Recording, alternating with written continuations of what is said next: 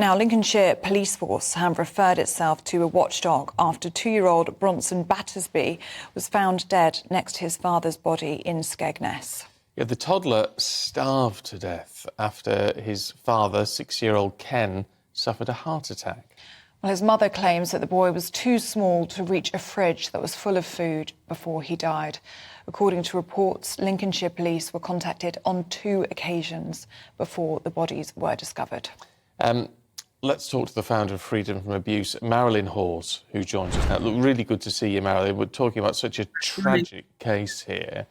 It does raise questions, doesn't it, as to why, what was happening in terms of social services, what was happening in terms of police in keeping tags on this family, in gaining entry to the home under these conditions. Well, the thing is that social services aren't allowed to just go in. That's the point. I suppose I think more sits in the lap of the police failings, more that than the social services. I feel sorry for the poor social worker who actually, did call the police. I mean, she could have gone, I suppose, to the magistrates and got the right of access. There's a lot of questions to be answered here, but how can a police, 3 times, was it, that the social worker phoned? They had trouble getting the landlady's key. Well, of course, you're going across Christmas and New Year. Not an easy time. The poor little boy.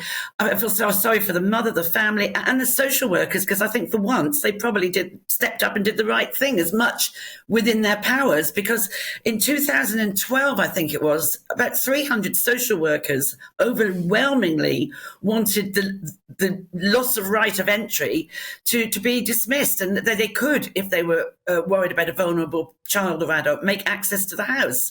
And that hasn't yet gone through. So I think there's lots of questions and maybe some changes that need to be made. But he's only a little boy, a little child. I would have thought very likely dehydration.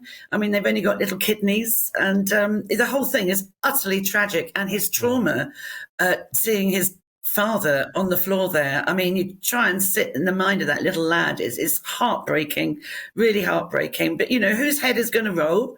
Who in the police didn't do anything, didn't act? I mean, here we go again. Sorry. It is the most upsetting story. I mean, even if you just imagine his last moments, poor Bronson Battersby, only just so young, 2 years old, you can't even imagine, really. What lessons can be learned from this? Of course, changes need to be made. We know that the police have referred themselves to the watchdog over this. Do you think that social services should have the right to actually gain access to a property? Because it's reported that they did get to that house on at least 2 occasions, and they couldn't actually gain entry. Yeah.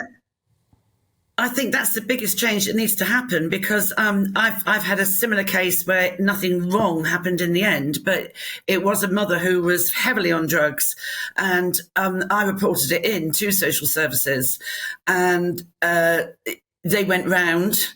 There was no reply. They went round again. There was no reply. And they went round again. And of course, they put a note through the door to say, we've called and you weren't there. And this mother that I know of was living in a pigsty, frankly, and it gave her mother time to actually tidy the place up. So when the social workers actually got access, everything looked very fine. It was 3 years later, something else happened, and the child has now gone back to its natural father, and she's been saved. But that could have been another tragedy waiting to happen. I think this is the biggest thing, that social workers should be allowed, given a certain set of circumstances, to make entry. I really do. And then on top of that, it's about time people stepped up, did their job properly, went the extra mile. I mean, how can you possibly ignore 2 or 3 phone calls from social services? They're supposed to be working in harmony, not like little tiny silos. It is a disgrace. It's an absolute disgrace on the part of the police. But I think for once, the social worker did do as much as she could reasonably be allowed to do.